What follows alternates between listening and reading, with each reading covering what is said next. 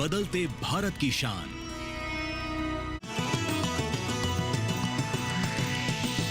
DD किसान, बदलते भारत की शान।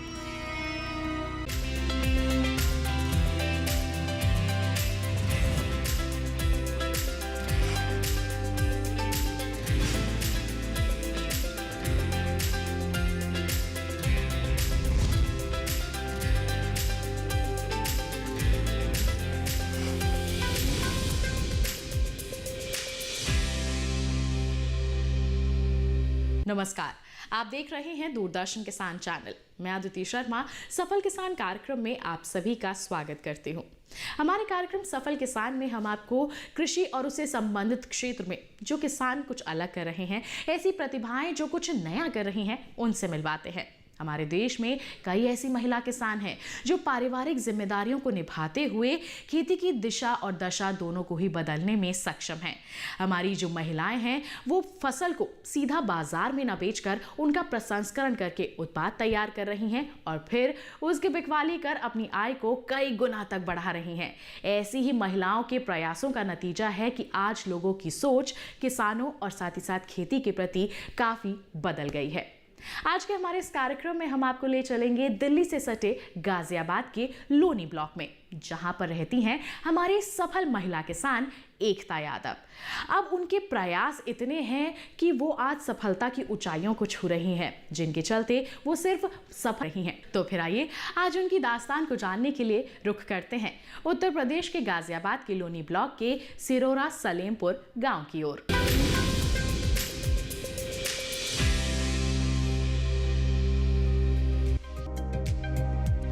खेतों की हरियाली और महिलाओं की एकता को हमेशा आकर्षित करती रही है और वे इससे जुड़कर बेहतर करना चाहती रही हैं। राजधानी दिल्ली से सटे गाजियाबाद के लोनी ब्लॉक के सिरोरा सलेमपुर गांव में रहने वाली एकता ने खेती किसानी से ही आय बढ़ाने के लिए जैविक खेती को अपनाने का फैसला किया और बेकार पड़े रहने वाले गोबर से वर्मी कंपोस्ट बनाने और खेतों में उगने वाली फसलों को सीधे बाजार में न बेचकर उससे प्रसंस्करण उत्पाद बनाकर बेचना बेहतर समझा। कहावत है कि मन में आगे बढ़ने की इच्छा हो तो रास्ते निकल ही आते हैं। कुछ ऐसा ही हुआ एकता के साथ। एकता ने खेती से आय बढ़ाने का हौसला रखते हुए आयुर्वेद और नाबार्ड के सहयोग से साथी महिलाओं के साथ ऑर्गेनिक फार्मिंग की ट्रेनिंग ली और वर्मी कंपोस्ट बनाना शुरू किया।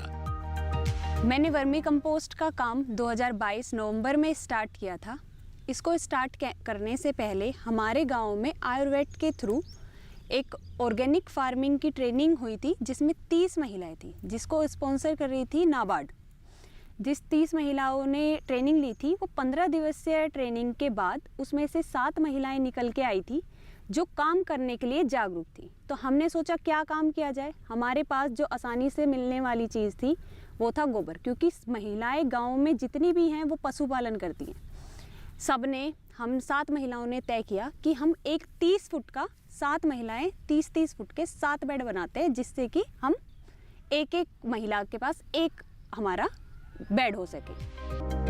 एकता ने वैज्ञानिकों की सलाह पर वर्मी कंपोस्ट बनाने का काम प्रारंभ किया तो शुरू में उन्हें दिक्कत आई, लेकिन बुलंद हौसले की एकता ने हिम्मत न हारते हुए लोनी गांव के आसपास के गांव में जाकर किसानों और महिलाओं को ट्रेनिंग देकर वर्मी कंपोस्ट बनाने के लिए बेड बनवाए। एकता के प्रयास से वर्मी कंपोस्ट के बेडों की संख्या बढ़ी। अतिरिक्त अर्थवॉर्म को लोगों को भी फ्री में दिया गया, जिससे बेड की संख्या बढ़ती गई और वर्मी कंपोस्ट की मार्केटिंग भी। इस बारे में एकता बताती हैं। वर्मी कंपोस्ट का जब हमने काम स्टार्ट किया तो उसमें हमें बहुत सारी दिक्कतें, फाइनेंशियल दिक्कत भी आ रही थी। तो उसको हम घटाने के लिए क्या किया कि हमारे गाँव के जो किसान हैं, उनसे हमने आलू की जो आल होती है वर्मी को ढकने के लिए, ऊपर से हमने उसका यूज़ किया। कैचवे हमने नियर बाई से जहाँ से प्रोवाइड हम कर सके वहाँ से हमने कराए अपने लिए। और जो गोबर है तो वो हमारे पास इजीली अवेलेबल था। पहले स्टार्ट किया 7 बेड से, फिर उसके बाद हमने धीरे धीरे वो 14 बेड हो गए। स्टार्टिंग में काम अच्छा चला, फिर धीरे धीरे वो काम कम होता चला गया, क्योंकि डिमांड नहीं आ पाई। उसके अलावा कोई कभी पानी नहीं डल पा रहा है, कभी उसको पलटा नहीं, मतलब इस तरीके की दिक्कतें हमें झेलनी पड़ी।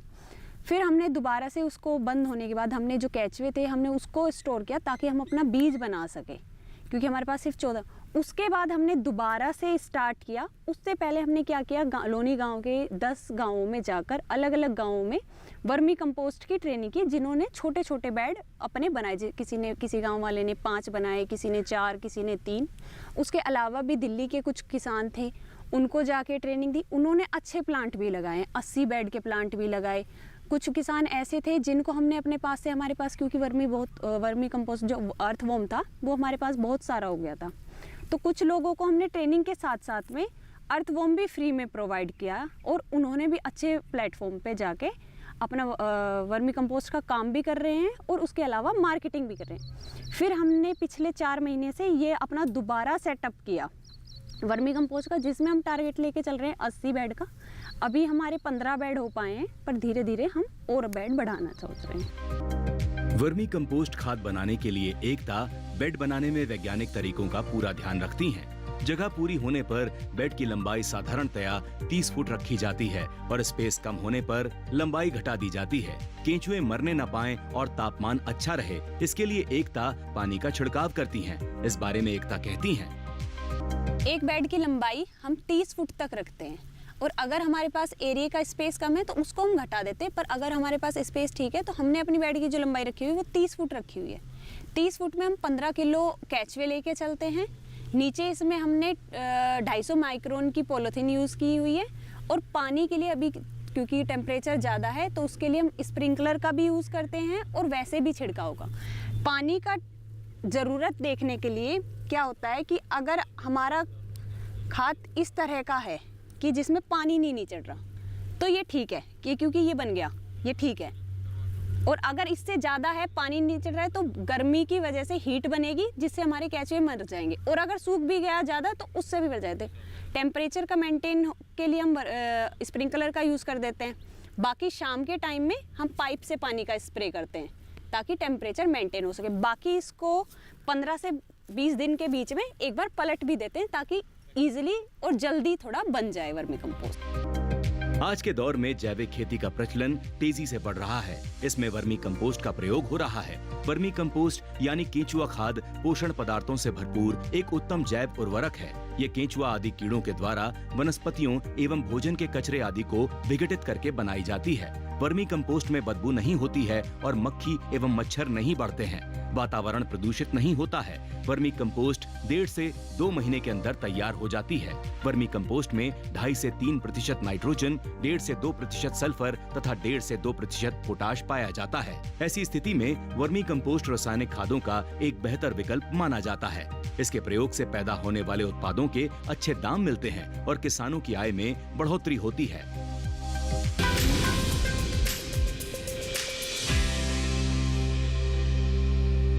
यहाँ वक्त हो चला है एक छोटे से ब्रेक का। आप कहीं मत जाइए। ब्रेक के बाद हम हमारी सफल महिला किसान एकता यादव के बारे में और भी बातें जानेंगे, और साथ ही ये भी जानेंगे कि किस तरह से उन्होंने जैविक खेती को अपनाया और गेहूं, दाल, सब्जी, फलों के उत्पादन को अपनाकर अपनी आय में वृद्धि की, और कैसे उन्हें कृषि वैज्ञानिकों का साथ मिला। बने रहिए दूरदर्शन किसान पर, देखते रहिए कार्यक्रम सफल किसान।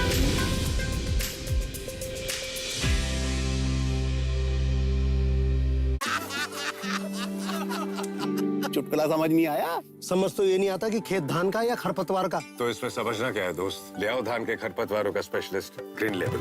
IIL के ट्रैक्टर ब्रांड का ग्रीन लेवल, धान के खरपतवारों का स्पेशलिस्ट। It's another 6. रिचार्ज, जल्दी रिचार्ज करा। ये क्या किया?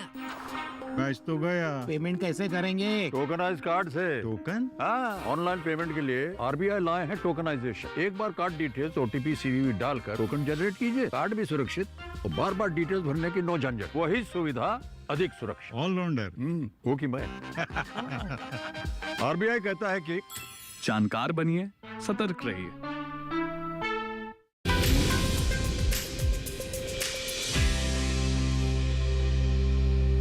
ब्रेक के बाद दूरदर्शन किसान के कार्यक्रम सफल किसान में आप सभी का फिर से स्वागत है। आइए अब एक बार फिर रुक करते हैं हमारी सफल महिला किसान एकता यादव का।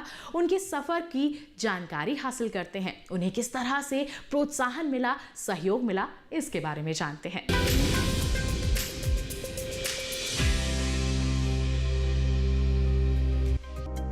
खेतों की उर्वरा शक्ति को बेहतर बनाने में रासायनिक खादों की जगह जैविक खाद का प्रयोग लाभकारी होता है। इसे जानने के बाद वर्मी कंपोस्ट बनाने वाली एकता ने जैविक खेती को अपनाया। वर्मी कंपोस्ट का इस्तेमाल कर एकता ने खेतों से जैविक उत्पाद लेना शुरू किया। इस बारे में एकता कहती हैं, हम अपने खेतों में जैविक खेती करते हैं। पहले हम रसायन करते थे, रसायन को हम छोड़ के अब हम बायो एजेंट का, डीकम्पोज़र का, वर्मी कंपोस्ट का, इनका इस्तेमाल करके जैविक खेती करते हैं। जैविक खेती में हम फसल लेते हैं गेहूँ, चावल, बाजरा, मक्का, मूंग दाल, मसूर की दाल। इसी के साथ साथ में हमने फलदार फसलें भी लगाई हुई हैं, जैसे नींबू, आड़ू, अमरूद। उसके अलावा हम सब्जियां भी करते हैं, जैसे सीजनेबल हुआ, मूली हुआ, धनिया, करेला, खीरा, पेठा। इस तरह की अन्य सब्जी भी हम अपने खेतों से ही खुद प्राप्त करते हैं। आज के दौर में खेत से उत्पादित फसलों को सीधे बेचने से बेहतर है कि इन उत्पादों का ही प्रसंस्करण करके बेचा जाए। एकता ने इस बात को बखूबी समझा और खेत में पैदा हुई फसलों के प्रसंस्कृत उत्पाद बनाना प्रारंभ किया। एकता ने खेत में उगने वाली मूंग से मूंग की दाल, गेहूं से आटा और मक्के से मल्टीग्रेन आटा जैसी चीजें बनाकर बेचा। उत्पाद को सीधे मंडी में बेचने की अपेक्षा प्रोसेस्ड मटेरियल बेचने से एकता को अच्छा फायदा मिलता है। आइए एकता से ही जानते हैं इस बारे में। जैसे फिलहाल में हमने मूंग लगाई हुई है और इससे पहले हमने मसूर की कटिंग की थी। मसूर या मूंग किसी भी फसल को हम डायरेक्ट मंडी में ना बेचकर उसका प्रोसेसिंग करके, जैसे मूंग का मूंग दाल बना दिया, गेहूं का आटा बना दिया, उसके अलावा मक्का वगैरह लेके इसका मल्टीग्रेन बना के प्रोसेसिंग करके, पैकिंग करके तब मार्केटिंग करते हैं। और मार्केटिंग में हम डायरेक्ट कस्टमर को सप्लाई करते हैं या फिर एग्जीबिशन के थ्रू हम मार्केटिंग करते हैं। क्योंकि अगर हम डायरेक्ट रॉ मटेरियल बेचेंगे बाज़ार में तो उसका इतना मुनाफा नहीं हो पाता है जितना हम प्रोसेसिंग करके डबल मुनाफा कमा पाते हैं। एकता ने वैज्ञानिकों की सलाह पर अमल करके खेती की परिभाषा को ही बदल डाला। खेत में जैविक खेती के अलावा दूसरा काम करने के लिए प्रेरित किया। गांव में रहकर बेहतर करने का ये रास्ता दूसरे लोगों के लिए एक नजीर बना। महिलाएं अपनी जमीन से जुड़ें और क्षेत्र में ही रोजगार उत्पन्न करें। खेतों में फसलों का उत्पादन बेहतर हो, इसमें कृषि वैज्ञानिकों की सलाह पर काम करना उत्पादन को बेहतर बनाता है। एकता बताती हैं कि बीजों के चयन और फसलों को कीटों से बचाने में केवी के मुरादनगर और सरदार वल्लभ भाई पटेल मेरठ यूनिवर्सिटी के लोगों ने उनकी काफी मदद की, जिससे वे अच्छी फसल प्राप्त कर सकें। बीजों के चयन में उन्नत बीज कौन सा है, कौन सी वैरायटी हमारे किस समय में बोनी चाहिए, इसमें मुरादनगर केवीके के डॉक्टर प्रमोद कुमार हमारी सहायता करते हैं। इसके अलावा पूसा IARI से भी हम काफ़ी बीजों का लेन देन करते हैं, जिसमें कि जैसे कि सरसों का बीज हुआ या फिर गेहूं का हुआ। उसके अलावा सरदार वल्लभ भाई पटेल मेरठ यूनिवर्सिटी भी हमें इन चीज़ों में सहायता करती है। बीज के साथ साथ हमें इसी के अलावा अगर हमारे फसलों में कोई बीमारी लगती है, कोई कीट ऐसा लग रहा है, तो उसमें भी वो हमारी सहायता करते हैं। समय समय पर ट्रेनिंग भी कराते हैं, मिट्टी की जांच भी कराते हैं, जिससे हम अच्छी फसल प्राप्त कर सकें। कृषि विज्ञान केंद्र के वैज्ञानिकों ने एकता का हौसला काफी बढ़ाया है। एकता सरकार के प्रयासों की सराहना करती हैं। कृषि विज्ञान केंद्र मुरादनगर के वैज्ञानिक डॉक्टर प्रमोद कुमार कहते हैं कि महिलाओं को प्रसंस्करण के क्षेत्र में आगे आकर रोजगार का रास्ता बनाना चाहिए। रोजगार का अवसर बनाकर आमदनी भी बढ़ाई जा सकती है। हमारे कृषि विज्ञान केंद्र द्वारा विभिन्न समय पर किसान भाइयों के लिए अलग अलग कार्यक्रम संपादित किए जाते हैं। जैसे हम अगर केवल उनके ज्ञान वर्धन के लिए है तो हम उनको कौशल विकास प्रशिक्षण आयोजित करते हैं। यदि किसान भाई को या उनके किसी युवा साथी को या युवा बच्चे को अगर रोजगार परक हमारा कार्यक्रम में उनको शामिल करते हैं, जो हमारी 5 दिन से लेकर 21 दिन तक प्रशिक्षण आयोजित होता है। जैसे हमारे यहाँ कृषि विज्ञान केंद्र गाजियाबाद पर भारत सरकार के कौशल विकास मंत्रालय द्वारा 3 जॉब रोल पर प्रशिक्षण कार्यक्रम संपादित रहे हैं, जिसमें हमारा बैकयार्ड पोल्ट्री, मधुमक्खी पालन और वर्मी कंपोस्ट उत्पादन। तो हम इसमें चिन्हित उन्हीं किसान भाइयों को लेते हैं कि जो कि इससे जुड़े हुए हैं या इससे जुड़कर अपनी आजीविका को बढ़ाना चाह रहे हैं या अपने रोजगार के रूप में उसको विकसित कर रहे हैं। किसानों, विशेषकर महिला किसानों को खेती के क्षेत्र में आगे बढ़ाने में कृषि वैज्ञानिकों का बहुत बड़ा योगदान मिल रहा है। कृषि विज्ञान केंद्र मुरादनगर के वैज्ञानिक भी किसानों को रोजगार परक शिक्षा देकर उन्हें स्वावलंबी बनाने की कोशिश कर रहे हैं। लोगों में कुछ कर गुजरने का हौसला हो तो कृषि वैज्ञानिक उसे ऊंचाई तक पहुंचा सकते हैं। कुछ ऐसा ही किया केवीके के वैज्ञानिक डॉक्टर प्रमोद कुमार ने। इन्होंने एकता यादव को परखा और उनकी रुचि देखकर उनको फूड प्रसंस्करण के लिए उत्प्रेरित किया, जिसका नतीजा रहा कि एकता एक सफल उद्यमी किसान बन गई।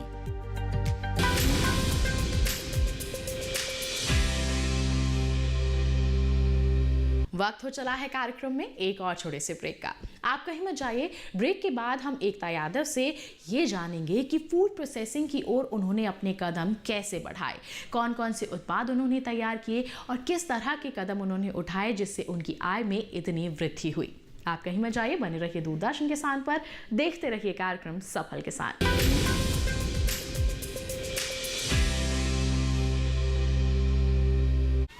योगिता जी, आपने जो बच्चों के लिए गिफ्ट दिए थे उनमें से तो ये उत्पाद निकले।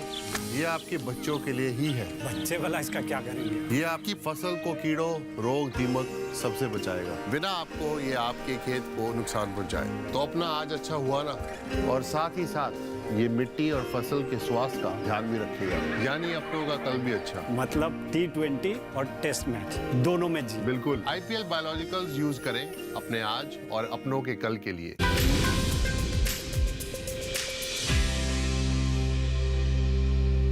ब्रेक के बाद दूरदर्शन किसान के कार्यक्रम सफल किसान में आप सभी का फिर से स्वागत है।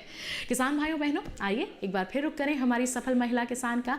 उनसे जानते हैं कि फूड प्रोसेसिंग की दिशा में वो आखिर क्यों बढ़ी, किसका साथ उन्हें मिला और किस तरह से उनके जीवन में बदलाव आया।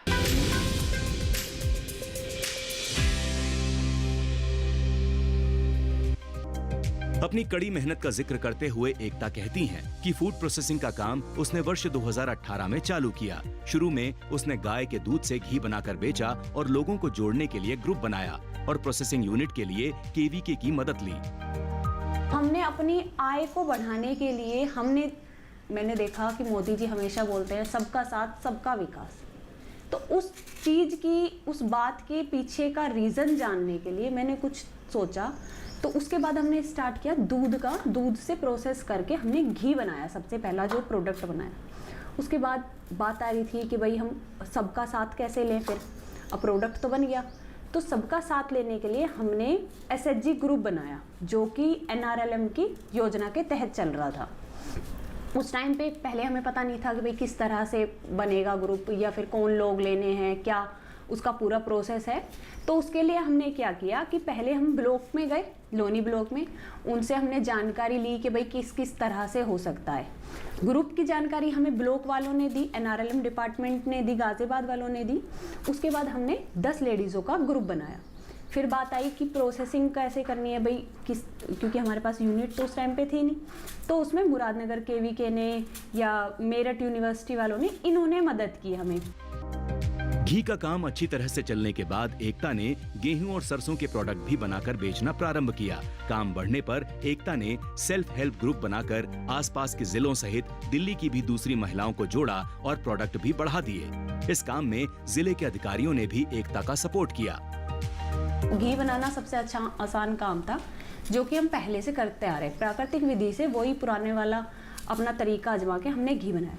जिसमें हमने जो सबसे पहले घी बनाया वो बनाया हमने 10 जनवरी 2019 को हमने ये काम स्टार्ट किया मार्केटिंग करने का। मार्केटिंग करने का जब हमने काम स्टार्ट किया तो घी का जो हमें सबसे पहला मूल मिला वो 1200 रुपये पर लीटर का हमें प्राइस प्राप्त हुआ। फिर धीरे धीरे हमने कुछ लोगों को सैंपल देने स्टार्ट किए, जैसे पूसा IRI दिल्ली में, केवीके में, ब्लॉक में, या फिर जो भी हमारे जानने वाले थे जिनको हमें लग रहा था कि ये ले सकते हैं, उनको हमने छोटा छोटा सैंपल प्रोवाइड करा। जैसे जैसे हमने उनको सैंपल दिया, उनको सामान हमारा अच्छा लगा क्योंकि हम प्योर चीज़ दे रहे थे, वैसे वैसे हमारे पास डिमांड आई तो हमारे पास घी। फिर हमने और चीज़ों पे ध्यान दिया, जैसे गेहूँ है, सरसों है। फिर हमने स्टार्ट किया सरसों का काम। सरसों से हमने पीली सरसों का तेल और काली सरसों का तेल बनाना स्टार्ट किया। सफलता पाने के लिए हौसला भी बनाना पड़ता है। हौसला ही प्रगति का मार्ग दिखाता है। एकता के हौसलों को गाजियाबाद के अधिकारियों ने बढ़ाया, जिससे आज एकता अचार, मुरब्बा, बड़ी मल्टीग्रेन आटा सहित कई अन्य प्रोडक्ट भी बनाकर अपनी और क्षेत्र की दूसरी महिलाओं के हौसलों को भी उड़ान दे रही हैं। दूसरी महिलाओं को भी आत्मनिर्भर बनाने का प्रयास भी कर रही हैं। इसी हौसले का परिणाम है कि आज एकता के व्यापार का टर्नओवर 15 से 20 लाख का है। जब हमने ये स्टार्ट कर दिया, फिर यूनिवर्सिटी हमने जब छोटे छोटे सैंपल सबको देने स्टार्ट कर दिए, उसके बाद डिमांड आई, तो जब हमने और भी प्रोडक्ट निकाले, सब लोग भी जुड़ गए। उसके बाद हमें सपोर्ट मिली गाजियाबाद से। गाजियाबाद वाले हमें पहले सपोर्ट कर रहे थे, मतलब सीडीओ ऑफिस से भी, डीएम ऑफिस से भी, कि ट्रेनिंग समय समय पे जैसे हमारी ट्रेनिंग करा रहे थे कि भाई हमें मीटिंग कैसे करनी है या फिर कौन सा प्रोडक्ट हमें कहाँ। तो हमारी मार्केट बढ़ाने के लिए उन्होंने विकास भवन में भी हमारी प्रदर्शनी लगवाई ताकि हमारी मार्केटिंग ज़्यादा हो सके। उस समय पे अगर मैं सेल्फ हेल्प ग्रुप से ना जुड़ती या फिर NRLM की योजना से ना जुड़ के फूड प्रोसेसिंग का काम नहीं करती, तो आज मैं कहीं जॉब कर रही होती जिसमें मैं 10, 15 या 20 हज़ार रुपये कमा रही। पर आज मैं इस काम से जुड़ने के बाद टेंडर भी मिले, गवर्नमेंट की सपोर्ट भी मिली, तो आज मेरा 15 से 20 लाख तक के बीच की टर्नओवर है, जिसमें मैं अच्छा खासा मैं भी कमा लेती हूँ और जो मेरे साथ महिलाएं जुड़ी हुई हैं उनकी भी आय दुगनी हुई। तो सबका साथ, सबका विकास भी हुआ और लोगों को रोजगार भी मिला। महिला समूह की एकता ही एकता की पहचान बन चुकी है। एकता की मदद से समूहों की संख्या भी बढ़ रही है। आज वे महिलाओं को ट्रेनिंग और मार्केटिंग की जानकारी देकर मेरठ से लेकर दिल्ली तक की महिलाओं को रोजगार परक बना रही हैं। इस बारे में एकता से जुड़ी महिलाएं विनीता, इंदिरा सहित उनके पिता भी बेहद खुश हैं कि वो बेहतर कर पा रही हैं। इस काम में मेरे साथ मेरे समूह जो है महिला सहभागिता जैविक समूह, उसमें 11 महिलाएं हैं। उसी तरह के और भी गांव में 14 समूह हैं, जिनमें से किसी में से 2, किसी में से 10, किसी का पूरा समूह भी मुझसे जुड़ा हुआ है। मेरे बच्चे हैं, पति है, वो सब अपने अपने काम में व्यस्त हो जाते थे और मेरे पास कुछ खाली समय था। तो खाली समय में मैं अपनी इनकम जनरेट करना चाहती थी ताकि कल को मेरे हाथ में भी कुछ पैसा हो।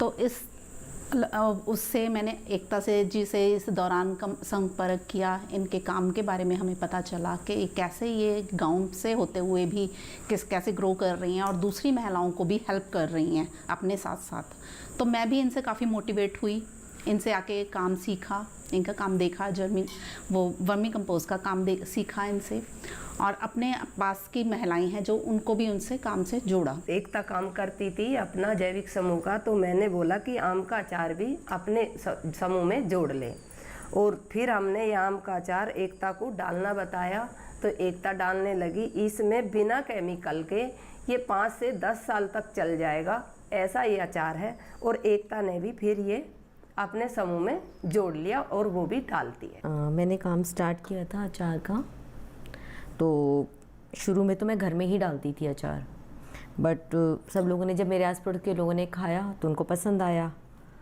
तो लोगों ने कहा कि भाई तुम बेच सेल क्यों नहीं करते हो इसको। तो मैंने घर से शुरू कर दिया सबको देना, अपने घर से डब्बे डाल के देने लग गई। कोई 5 किलो मांगता था, कोई 10 किलो मांगता था, तो ऐसे देने लगी। तो मुझे 8-9 साल हो गए डालते हुए, सेल करते, पर इतना रिस्पांस ठीक है घर घर में होता था तो इतना ज़्यादा तो नहीं सेल होती थी। बट फिर मुझे एकता जी से, अभी 1 साल हुआ है एकता जी से मिले, तो फिर मैंने एकता जी से बात करी तो एकता जी ने मुझे बताया कि आप अपना बाहर क्यों नहीं सेल करते हो। मार्केटिंग करना सिखाया, पैकेजिंग करना सिखाया, और उसके बाद अब उन्होंने मुझे उन लोगों से मिलवाया, महिलाओं से मिलवाया कि मैं काम को कैसे बढ़ाना है, तो सब उन्होंने बताया। फिर अब मैंने काम शुरू किया है। किसानों की आय बढ़ाने के लिए सरकार लगातार प्रयास कर रही है। सरकार के इस प्रयास में कृषि विज्ञान केंद्र के वैज्ञानिक और कृषि विश्वविद्यालयों के अधिकारी भी किसानों का हौसला बढ़ा रहे हैं। इसी का परिणाम है कि एकता यादव जैसी दृढ़ इरादे वाली महिला किसान नौकरी तलाशने के बजाय अपने हौसलों के चलते न केवल खुद को मजबूत बना रही हैं, बल्कि दूसरी महिलाओं के लिए रोजगार के रास्ते बना रही हैं। आप भी इससे प्रेरणा लेकर खेत से ही बेहतर कर सकते हैं।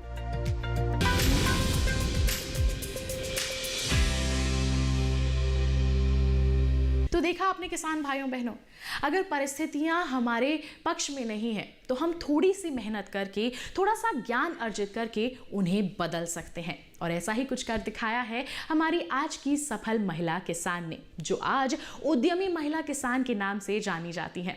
उम्मीद करते हैं कि इनकी दास्तान को जानकर आप निश्चित तौर पर इनसे प्रेरित हुए होंगे। साथ ही आपको बता दें, ऐसी ही कोई दास्तान आप हम तक भी पहुंचाना चाहते हैं तो आप हमें ईमेल कीजिए। ईमेल आईडी है safalkisandd@gmail.com या फिर आप हमें पत्र लिख सकते हैं। पता है हमारा सफल किसान, कमरा नंबर 77, CPC दूरदर्शन, खेलगांव, नई दिल्ली 110049। तो इसी वादे के साथ किसान भाइयों बहनों कि अगले अंक में हम फिर होंगे हाजिर ऐसी ही कोई अनोखी दास्तान लेकर। तब तक के लिए हमें दीजिए इजाजत, लेकिन आप बने रहिए दूरदर्शन किसान पर। नमस्कार।